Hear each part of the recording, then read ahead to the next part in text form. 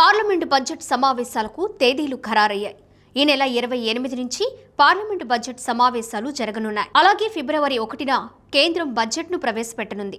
కేంద్ర ఆర్థిక శాఖ మంత్రి నిర్మలా సీతారామన్ బడ్జెట్ను ప్రవేశపెట్టనున్నారు. ఈ పార్లమెంటు సమావేశాల నిర్వహణపై లోక్సభ స్పీకర్ ప్రిసైడింగ్ అధికారులతో సమావేశం నిర్వహించారు. మరోవైపు కేంద్ర ప్రభుత్వం ఈ నెల 27న అఖిలపక్ష సమావేశం నిర్వహించేందుకు సిద్ధమైంది. ఈ అఖిలపక్ష భేటీకి పార్లమెంటులో ప్రాతినిధ్యం ఉన్న అన్ని పార్టీలకు లోక్సభ స్పీకర్ లేఖ రాశారు. కేంద్ర ప్రభుత్వం పార్లమెంటు బడ్జెట్ సమావేశాల నేపథ్యంలో అఖిలపక్ష భేటీ నిర్వహించాలని నిర్ణయించుకుంది. పార్లమెంటరీ వ్యవహారాల మంత్రి కిరణ్ రిజిజు పేరుతో అన్ని పార్టీలకు లేఖలు వెళ్లాయి. ఈసారి పార్లమెంటు బడ్జెట్ సమావేశాలు సజావుగా సాగాలని కేంద్రం అఖిలపక్ష భేటీలో కోరనుంది. ఈ సమావేశంలో పార్లమెంటులో ప్రవేశపెట్టనున్న బిల్లుల వివరాలను అన్ని పార్టీల ప్రతినిధులకు చెప్పనుంది. రాబోయే బడ్జెట్ సమావేశాల నుంచి లోక్సభ సభ్యుల కోసం కొత్త తరహా విధానాన్ని ప్రవేశపెట్టనుంది.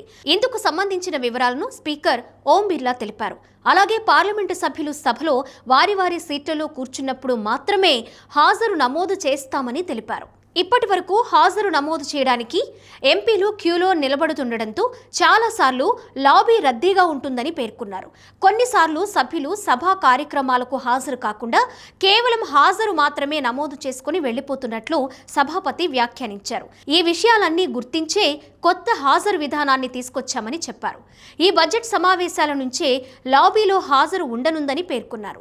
ఎంపీల సీట్ల వద్దకే వచ్చి మల్టీమీడియా పరికరాన్ని ఉపయోగించి స్మార్ట్ ఐడి కార్డు, బయోమెట్రిక్ లేదా వ్యక్తిగత గుర్తింపు సంఖ్యతోనే హాజరు నమోదు చేయనున్నారు.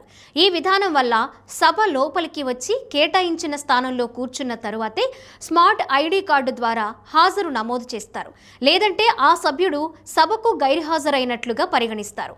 ఇకపై లాబీలో ఉన్న రిజిస్టర్లో సంతకం చేసి అటు నుంచి అటే వెళ్లిపోతే ఆ సంతకం ఏమాత్రం చెల్లదని సభాపతి తేల్చి చెప్పారు.